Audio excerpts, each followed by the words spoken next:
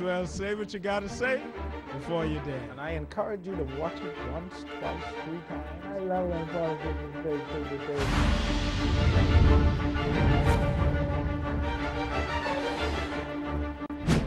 Let me tell you something. You all think we stupid, you know. If you take offense to it personally, that's your business. And it's the #1 show. That's the show.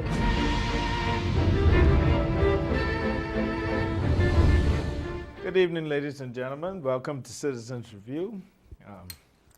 Let's start with the ointment today, because this could be a hot show where we can make plenty of people mad, but we ain't gonna lie on them.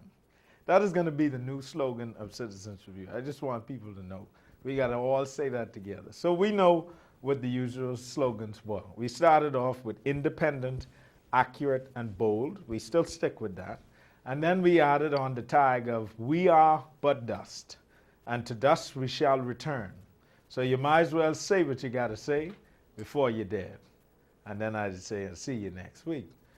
But we need to add on another tagline so that people can understand, appreciate, and just begin to enjoy the democracy as it were. So the next tagline is, so we're working with independent, accurate, bold. Might as well say what you got to say before you're dead. And I ain't lie on you. I can add that one. Because these people who don't like Citizens Review and want us off of television must believe that we lie on them. But we don't lie on you. So every time I say, you know, Perry make the people from the autism, he want them come beg him. He say, come to me and see what the almighty king will give you. I got to add on the end, I lie on you. So you said it. I play it, you said it, you did it, I said it after you said it, I pointed it out, and now you want to get mad at me. That's your business. I lie on you. So this week's show is going to be a very interesting show. We're going to talk about, you know, some concepts. I actually did an interview with Chrissy Love, and I thought that interview went quite well. People seemed to enjoy it. I posted it on my Facebook, on my SoundCloud, on my Tumblr, on my Twitter. I ain't posted it on Instagram because you can't put videos, it's only take pictures. And if you don't know what any of those things are, you shouldn't be running a country. That's funny. So I posted it up. People watched it in about 24 hours. About 500 people have watched it. 14 people downloaded it and all kinds of stuff. So I thought it was pretty good. And we also put it on the Vimeo page for Citizens Review so people can view it as a video with some pictures of me and the studio and Chrissy Love and all of that. So I encourage people to go have a look at it, enjoy it. Me and Chrissy Love got into very interesting topics. We talked about the police, terrorist or protector. We talked about assessment and allocation and the protection of the resources of the country. And we also talked about the restoration of the fourth estate, journalism in a real sense, as opposed to the little, you know, little side of the corner talk shop journalism that we get in the Bahamas, where they put mic in your face. You say what you got to say. They take the mic, put the recording in, and play it on TV.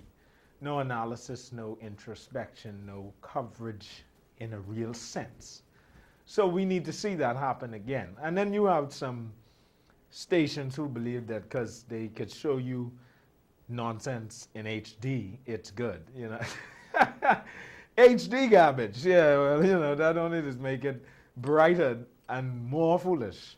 And then, of course, you have other stations that would prefer to sell you things other than news, you know, like light-skinned pretty people and all kind of foolishness. So I think there should be a focus on content where, for example, when a Perry Christie would say things like, autism people come beg me for money, you would take that and not just say, you know, HD, this what Perry say. Not just say, pretty gal, this what Perry say. What you would do is you would say, okay, we heard Perry. We remember that he made some commitments. So number one, you pull out the manifesto, you say, now, this what you say in the manifesto. Problem number one. Number two, this journalism 101. Take the class, you'll see what I'm saying. And I ain't speaking to the average behemoth. That ain't your job. If you're a teacher, police officer, customs officer, doing what you're supposed to do what you're supposed to do. I'm talking to the journalist. So number one, you would read what he said he was going to do. Number two, you would take it in the context of what he would have said on a stage before. So you would pull up the PLP footage at the rally with Mr. Christie and his son Adam, who is in fact autistic, and you would play when Christie talked about saving the children. And then you would juxtapose that to the video of him saying, man, come let me see how I could help you and convince me to your cause. And then he would look like a total idiot. And then we would be satisfied that we would have gotten a story. And that would be journalism, the restoration of the Fourth Estate. ZNS, Cable 12, knock yourself out. Anytime you're ready, you can try that strategy. I promise you it'll work. More people will watch you, sell more news, and it'll be all good. I'm just saying. I ain't lying.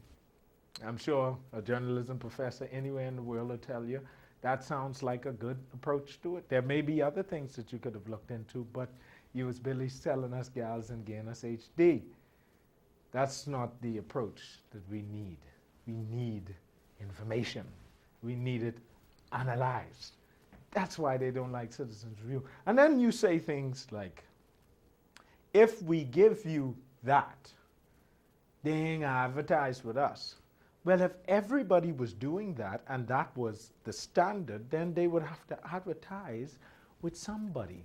The people who control the airwaves don't yield to the people who need access to the airwaves to get their message out. Standard, power, and influence 101. Take that class in college too. You would understand that when you own the mic, per se, you have the last word.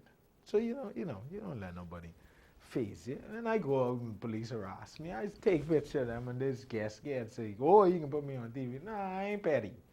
I ain't put you on TV. But they understand the concept. Last word, mic. So let's go with that. Anyway, this week we're going to talk about the COB students and their quote-unquote protests in Kotsu that the police felt so threatened by. We're also going to talk about the digital era and protest in the new age, not protest in the old age. We need general strike. We need memes. And we'll blast you and boost you up and make it viral without ever taking the road, without ever moving a picket sign, without ever doing anything. Let's show an example of what COB students would have created to suggest to the government that they don't like what they do. This was them out at Parliament. But let's show an example of one of the memes that they created to show people what their message was. That would be one of the placards that they put online. This is Lady Fox. I'm going to get to that in a second. This here. Look at this, John. On that corner, because COB parking fee, money gotta make. So the students have basically suggested here, as you will see with the prostitutes on the corner, that they're gonna have to sell to go to school. And this is the kind of protest that you want to see in the 21st century. See, Perry, them don't know what they're dealing with. They're dealing with students who will make this kind of content viral. I look a little raunchy, but raising fee and I can't go to school is raunchy as well. So they will make this kind of content viral. And they will make you look like an idiot. Let's show another one. They will make you look like an idiot. Ain't nobody got time for that.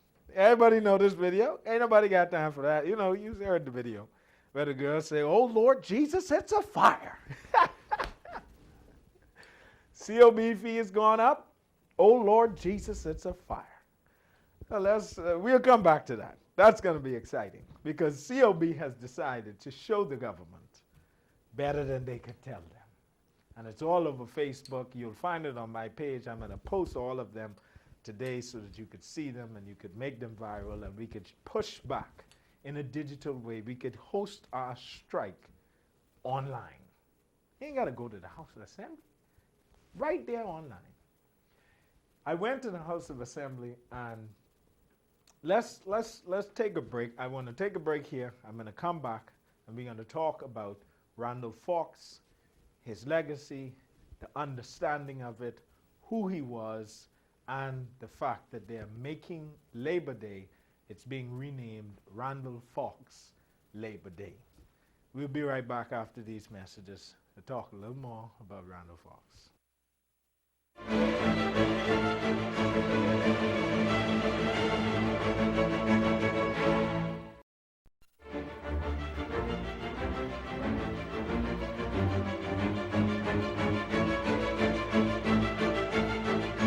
Good evening and welcome back to Citizens Review. Got to hold my ointment in my hand because it's going to be hot. I went to the House of Assembly yesterday to watch the debate. I got an email from Rosalie Fox about the debate on Sir Randall Fox Labor Day.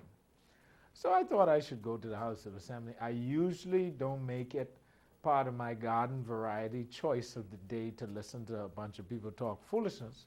But since they were going to be talking about Randall Fox, and I know that Randall Fox has cataloged his history very carefully, from the Faith That Moved the Mountain to Labor Unite or Perish to his personal memoirs, I knew that I could get some content from Randall, if no one else, because they would read his life story and or his accounts, and I would be listening to Randall in the House of Parliament as opposed to silly politicians who are future shocked and don't know what to do with the country, can't operate in the digital age. So I went in and I listened, and something amazing happened. It's very interesting. I saw the Fox family, was excited to see them. I spoke to the students at COB before, the COB students before I went inside. Because as you know, and as you may have seen on the news, but I will play so that you get the story, they blocked them from going into the House of Assembly. I have a couple of pictures with the students from COB behind the barricades. This is my good friend, Eric Miller. It's very funny that they would try to block Eric Miller, of all people, who any good Anglican would know is he's a young man studying, moving towards becoming a priest. So I couldn't imagine what threat they thought Mr. Miller was. But, you know, I imagine these students dressed up in their nice clothes look threatening to the Prime Minister. And they probably have a gun or something, you know. Yeah, right. But anyway, I show that to say that I spoke to them and they were explaining to me the challenges with the fees and all of that. But we'll get into that in a second. But I saw the Fox family. Let's show the family, you know, so people could see who these people are. This is Rosalie, this is Lady Fox, and Randall's oldest son, and that is Shalita Colley, my good friend and labor leader. She's a shop steward in the Bahamas Public Service Union, works for the Office of Social Services, and she's very instrumental in pushing labor initiatives. She sends me an email just about every other day with information on labor, important information that you should know about. So Shalita Colley, excellent researcher, good woman in labor, good woman in the business. She'll be president of the Public Service Union one day, I'm sure of it. But the magic moment wasn't that. I read this article. I was talking to my brother about this morning. I read this article about drones. You know, drones is what they call UAVs, unmanned automated vehicles. And they fly them around the world and kill up a bunch of people. That's what Obama doing with them anyway. But there are these interesting, I should have had a picture of drones. Let's see if they can find a picture of a drone before I leave out here. And a picture of a fighter jet. Let's see how can or bad George Duncan is today. So there are these wonderful little vehicles that they use, and they carry them around the world to monitor, and they don't have to have men in them. They remote control these drones, as opposed to using what you know about, which is like the F-16 fighter jet. The drones have bombs on them. They have monitoring stuff on them. They could do everything you could imagine. And it's cheaper, It's more efficient. It's a man on the ground, not in the air, all of that stuff. And I was reading this article about drones, and they said something in the article changed my whole life. Changed my whole life. You know what they said? They said when training, Bahamians need to take note of this. Hear me carefully. When training pilots to use drones, what they first did was they bring you into the military, and they used to train you as a fighter pilot. And then they used to train you on drones, because of course you needed to learn how to use the fighter pilot so that you could be a real pilot. And then you pilot the little sissy drone. You know, they just call drones a little sissy thing. But drones is actually advanced technology. It saves lives. You don't have to get in the plane, you just pilot the plane. The drone could take G-force without a problem because it's metal. People just be in the cockpit struggling and trying to kill themselves. So that's what they call the sissy drone. But they were making people do fighter pilot training first and then giving you drone training. I get into a point, just follow me. It's very interesting development. But what happened was they were building more drones than they had pilots. So they needed to get the pilot production going. They needed to train pilots quicker. So they cut out the fighter pilot part and just trained pilots on drones. Then they did another thing. Because when you're going from analog to digital, there's be some struggles. So people don't like to just dive into being digital. They like to go from analog and take it slow. So the first drones they had were piloted by a throttle. You know, you used to get the little Nintendo throttle, and you drive it like you're in a pilot. You know, you're in the thing.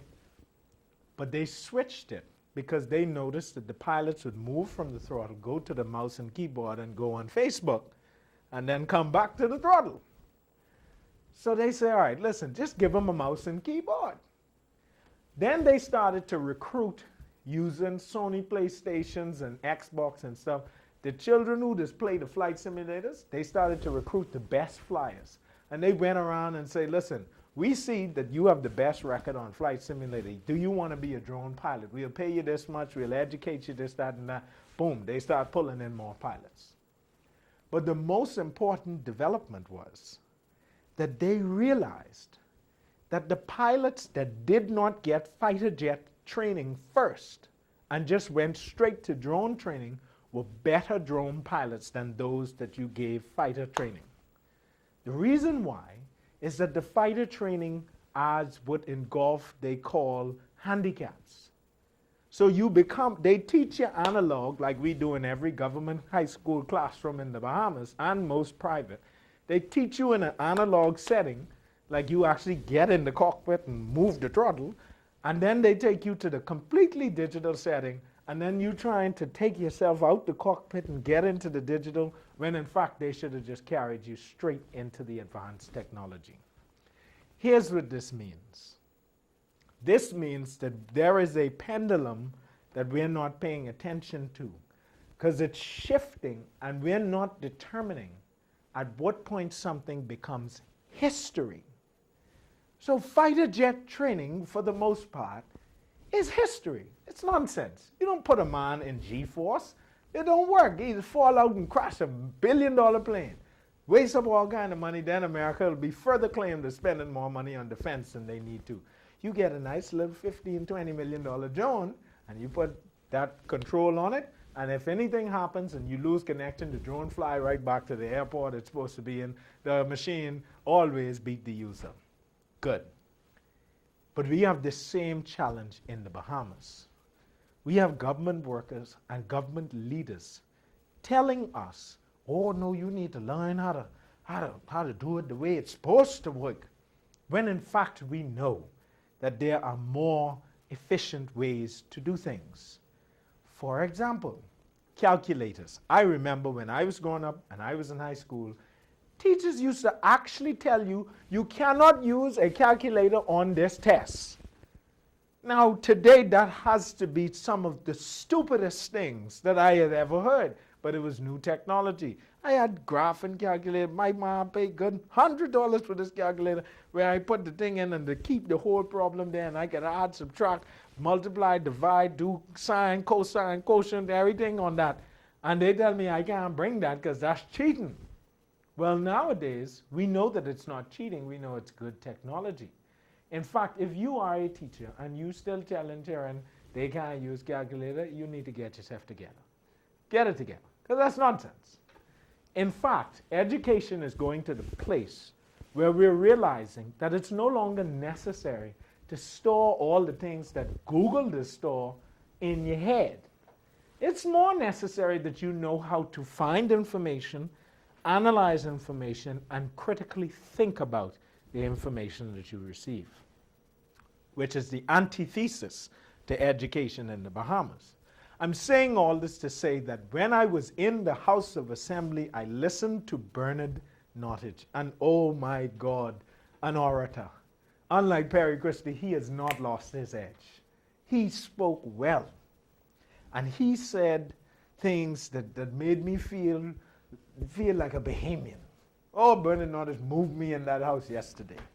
But it was a bittersweet movement, because Bernard Nottage talked about times on East Street. And he talked about, his mantra was that I am old enough to have been there when these things happen, not to have read it in a book. I was there, which brings him close to 70, which is fine. Here's the challenge. He talked about moments watching Randall Fox. He talked about parts of Randall Fox's book where he cited coming to Government High when it was in Princess Court across from the British Colonial Hilton, and him and Perry Christie was in Government High School, and Randall Fox and Clifford Dallin come to explain to them what the taxi cab union strike was about. And he talked about nostalgic moments of movements and an era that existed that provided for our freedom with Randall as the leader of the charge. It was nostalgic, it felt good, I felt strong, I felt encouraged, but I also felt like I would have preferred to hear that story with a chimney on the side of him and a nice set fire with a bunch of little children around, because he sounded like a damn grandfather as opposed to a leader of a country. I would prefer to be in the House of Assembly discussing our movement from fighter pilot training to drone training. More digital, more access, more advanced, more forward movement. But we continue to call drone training sissy, and we continue to act like fighter pilots are the real pilots. And that is nonsense. The 70-year-old politician that does not know how to manipulate technology is a fighter pilot. The COB student that will pop up 45 memes after you piss them off with high fees are drones. George Ayitney on TED.com calls it the difference between the cheetah generation and the hippo generation. And the greatest tragedy is that there are not more times when the Bernard Nottage grandfathers get to tell us the stories so that we understand where they would have come from. But we also appreciate that that is history. Challenge in the Bahamas is they are still relevant, they still run in your country. The beautiful thing of the tragedy of Randall Fox's story is that when the PLP, as I will credit Hubert Minnis for pointing out the fact that the PLP turned their backs on Randall Fox in '68 after Uriah McPhee died, the tragedy, but the rose out of that thorn, is that Randall Fox came to understand that he needed to catalog the history. And he needed to write, and he needed to explain, and he needed to justify, and he needed to give young people like me the information. Paul Adderley dies, we have nothing. All them dying up, nothing. Even a fellow like T. Boswell Donaldson, as much as I probably wouldn't want to read nothing he write, I need the information. And they are dying, and history is still in charge, while history is not being recorded. And the fighter pilots still believe that we in Tuskegee somewhere driving the red tails and calling it a good time. My brothers and sisters, we have drones. We need to embrace technology. We need to protest digitally. We need not to be facing barricades. We need to move past history. And Bernard Nottage and Perry Christie are simply that, history. We'll be right back after these messages.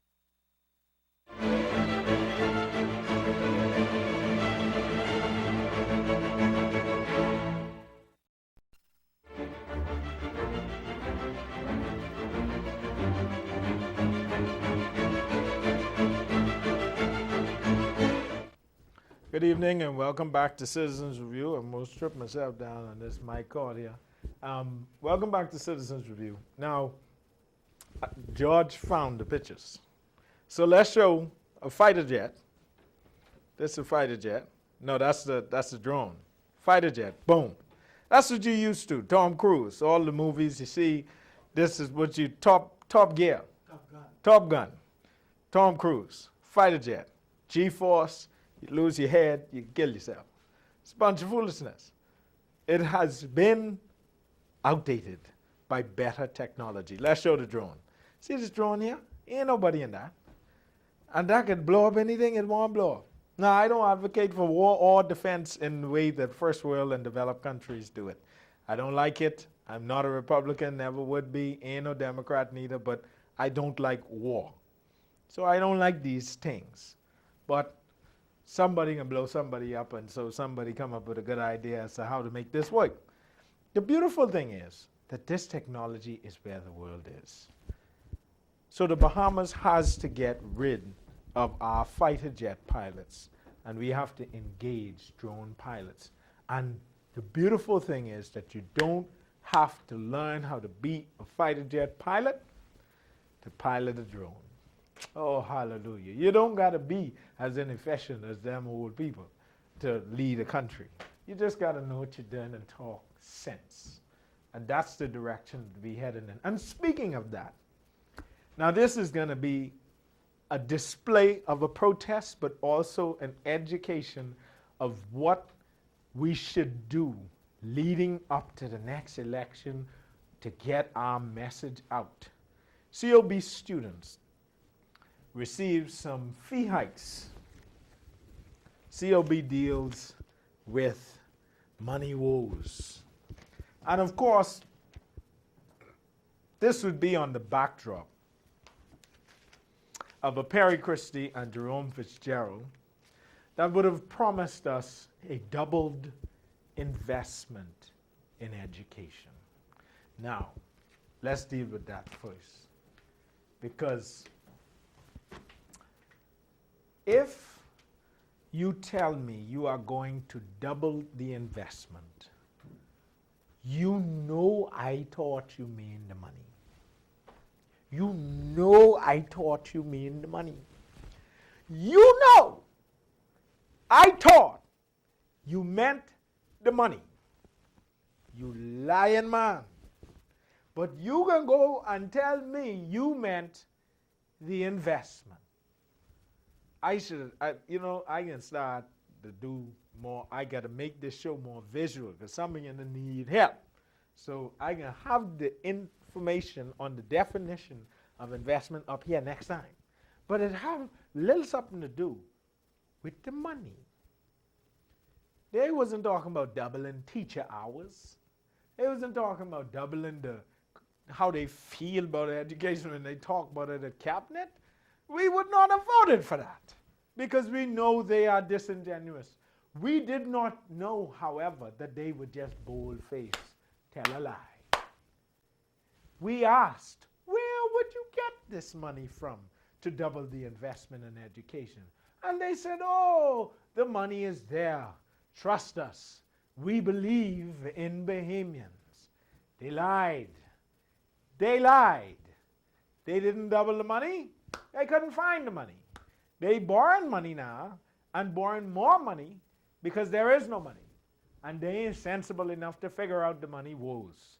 We still have a corrupted leadership where the prime minister is the head of the cabinet and also the head of finance. That's too much power for one man. You can't be the president and the treasurer.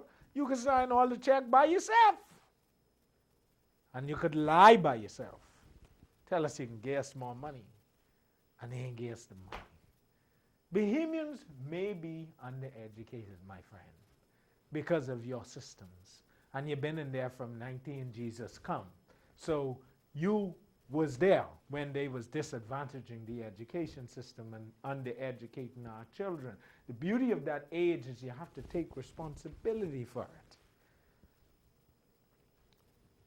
So we may be miseducated, undereducated, but we ain't stupid. And you can't promise me you can give me more money and don't give me the money. That's a lie. And I know you lie. But they did it. And so now COB is raising the fees. And I must say, I don't know what they just do at COB. I don't know what they just do at COB. Because I have talked to students at COB. I have looked at the material that they cover. I have looked at the standardized tests for subjects like sociology. You ever hear about a multiple choice test for sociology final exam? So, and some of you know what I mean by that, some of you don't. Here's what I mean.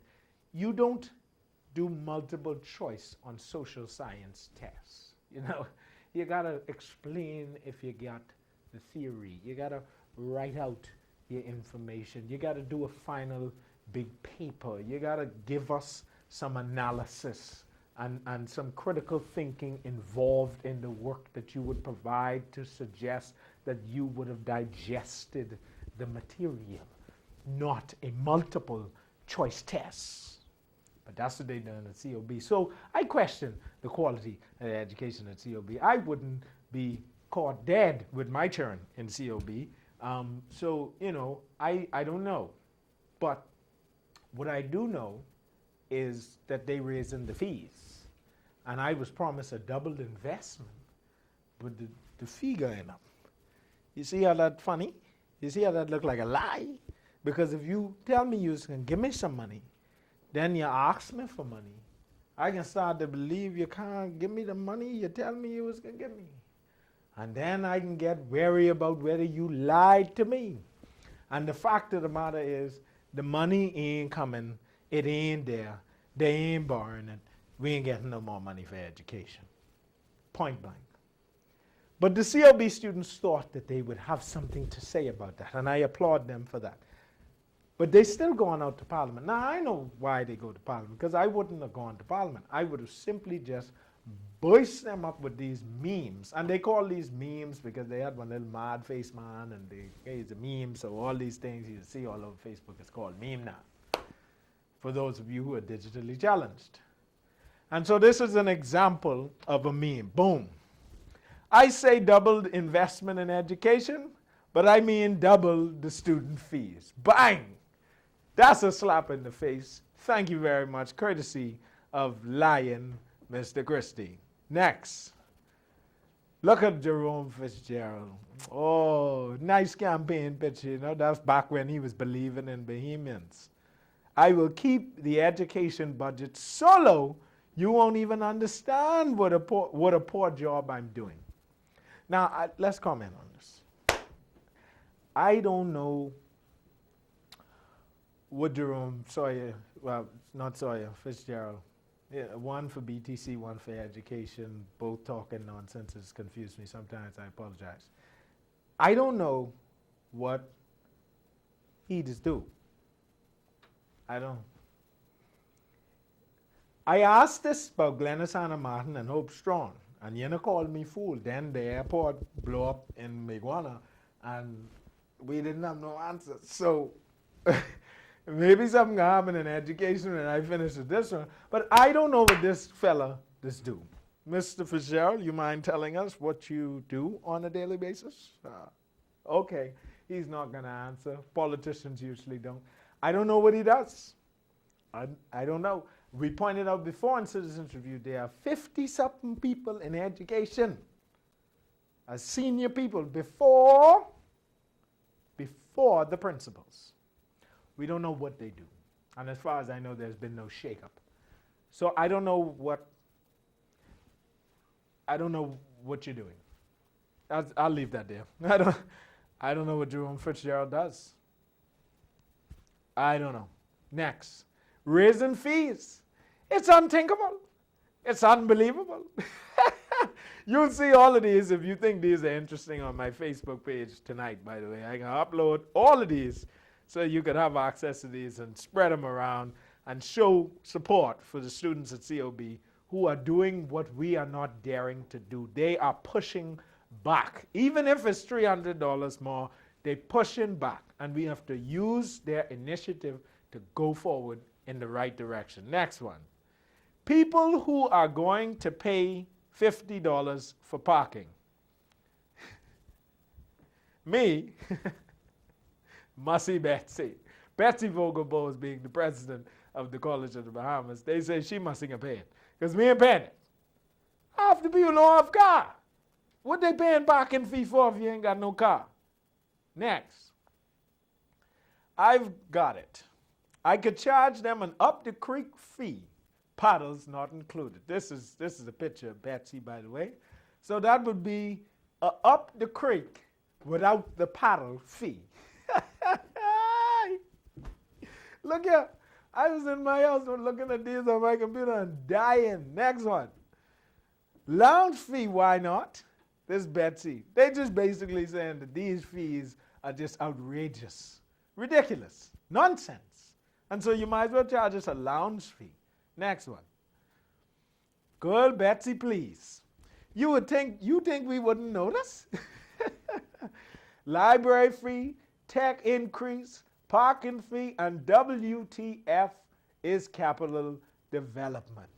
Boom. This week can be hotter than Scandal. See down here? You just watch Scandal. Scandal Sweet, eh? Oh, yeah. Next one.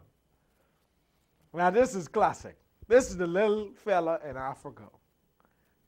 Looking at the missionary. Oh, God, the missionaries. From Marcus Garvey all the way forward, warn you about them missionaries. Don't trust the philanthropists. He looking at her like, God, what this is you trying to put on me today? So you telling me COB wants more money? Keep going. COB fee hikes. No, not in my house. Next. Then he goes on to say, so you telling me I got to pay a parking fee and I don't even own a permit? Some of the students at COB don't have no license. They don't have a license to drive, but they're getting charged parking fee. They don't have car. Where do you think they getting car from if they making noise about a couple $100 raise? They ain't got no car. What you say? There's catch bus. So you on top of the bus fees that they got to pay to get to school, you want to charge them for parking. And so the response, next. This is yeah. So the tech fees are $120. Meanwhile, at COB, the tech fees are $120. The parking fee is $50. And then the library fee is $50. Capital development fee is $50. The students don't quite understand these fees. Next. Raising COB school fees. Ain't nobody got time for that. Oh, Lord Jesus, it's a fire. Next. Now, this is one of the classic flavors. How about we charge a fee for every dumb idea you come up with? If we could charge the government that, we'd be rich. And then they say, problem solved. Boom. Next. Port Cake. Always got to weigh in. Port Cake says, charging COB student fees shows how out of touch you are with reality. Fighter jets. Drones. Old technology and history, new technology and moving forward. Next. Oh, now this is the funny one. Legs for sale. Got to pay those parking fees. They saying you got to sell. Now there's a culture in the Bahamas called the cutter culture. And a lot of people who over a certain age don't know about the cutter culture. But the cutter culture is this very thing here.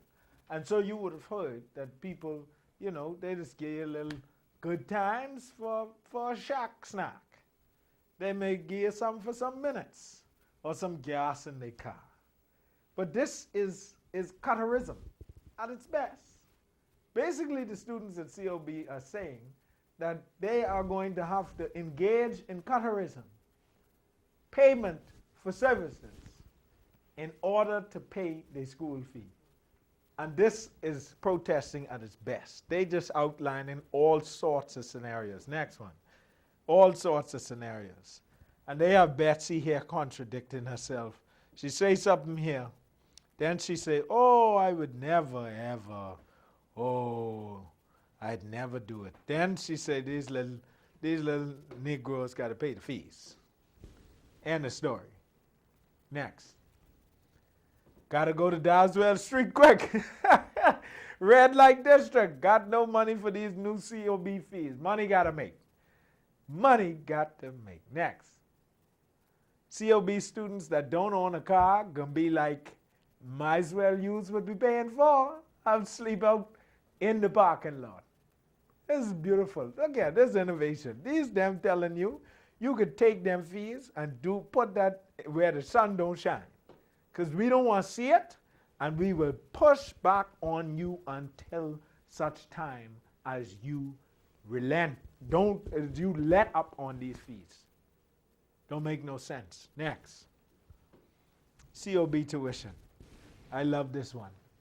So what my friends think I do is pay the tuition. What society thinks I do is learn in school. What my parents think I do is pray to Jesus.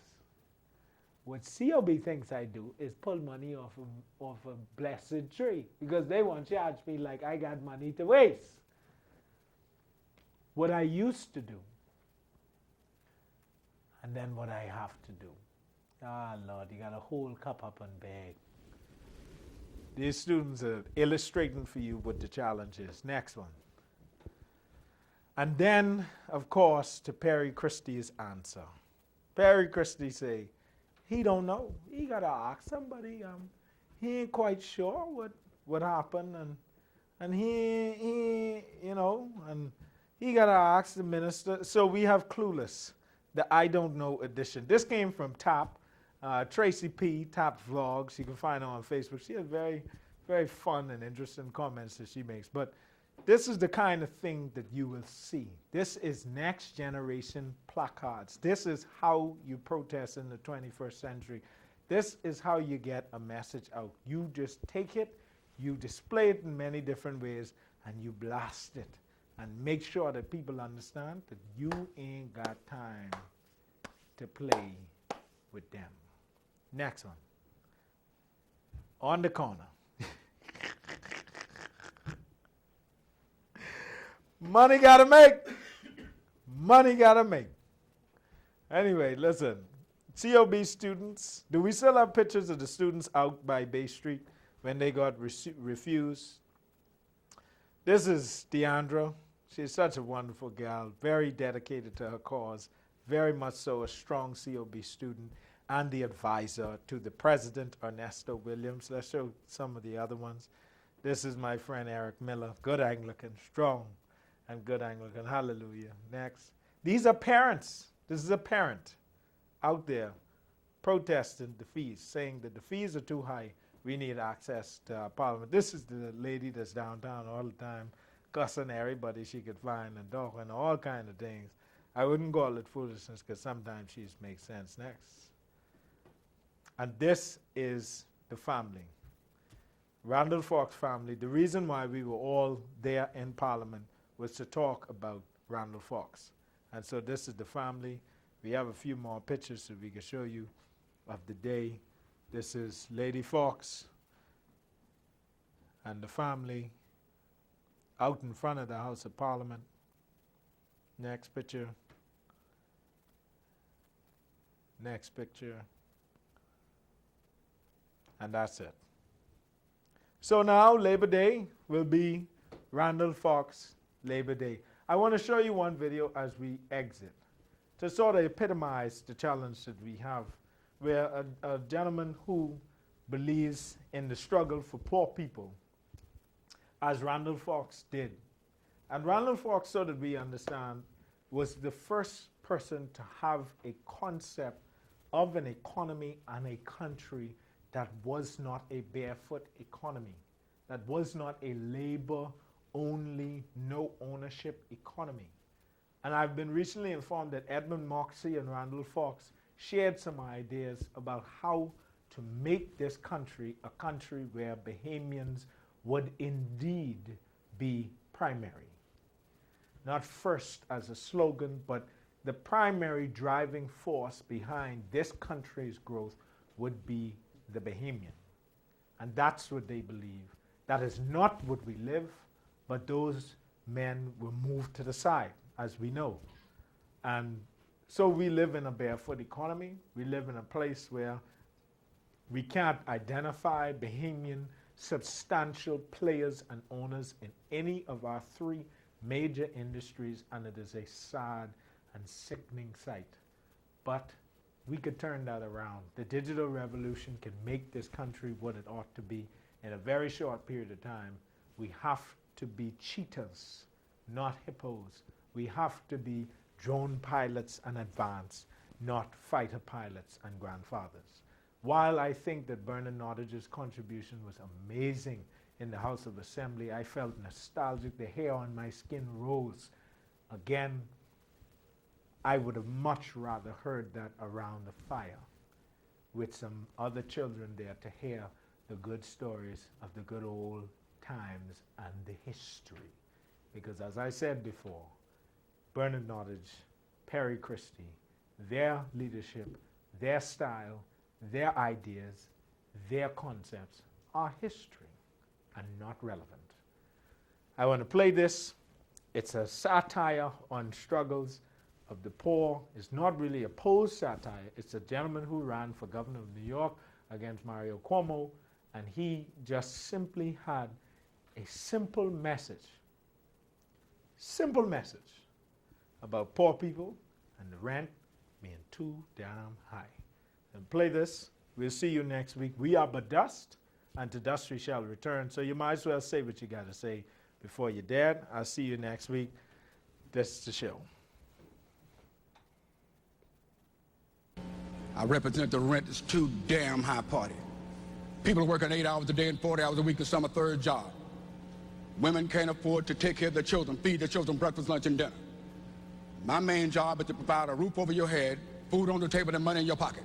This is politics as usual. Playing a silly game. It's not going to happen. The rent too damn high movement, the people I'm here to represent can't afford to pay their rent. They're being laid off right now as I speak. They can't eat breakfast, lunch, or dinner. Listen, someone's stomach, child's stomach just growled. Did you hear it? You got to listen like me. Okay, let's Mr. talk McMillan. about the issue. People can't afford to pay their Cuomo, rent. 30 seconds for you, sir. Rent is too damn high. As a karate expert, I will not talk about anyone up here because our children can't afford to live anywhere. Nowhere. There's nowhere to go. Once again, why? You said it, the rent is too damn high. Thank you, Mr. McMillan. Mr. Cuomo. First, I'm with Jimmy. The rent is too damn high. Rent too damn high, part of you. If you want to marry a shoe, I'll marry you.